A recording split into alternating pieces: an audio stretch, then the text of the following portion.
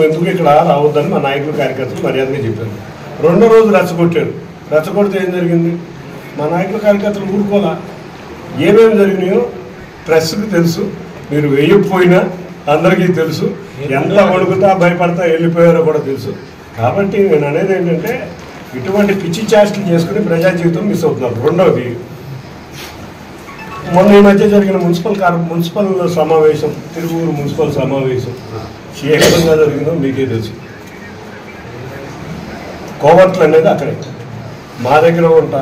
నిజంగా ఎన్నో సంవత్సరాలు మాతో ఉన్న వాళ్ళందరూ మాతోనే ఉన్నారు. 8 మంది 10 మంది కౌన్సిలర్ ఏకగ్రీవంగా తీర్మానం చేస్తే ఆ తీర్మానాన్ని కూడా దొంగ తీర్మానం చేసిన పరిస్థితులు మీకు తెలుసు. ఫోటో ఆధారాలతో సాక్ష్యాలు ఉన్నాయి.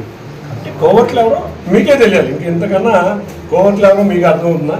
తప్పకుండా మనకు ఒక గౌరవం ఇచ్చిన నాయకుడు, గౌరవ ముఖ్యమంత్రి నారా చంద్రబాబు నాయుడు గారు, అటువంటి వ్యక్తిని మనం గౌరవించుకోవాలి.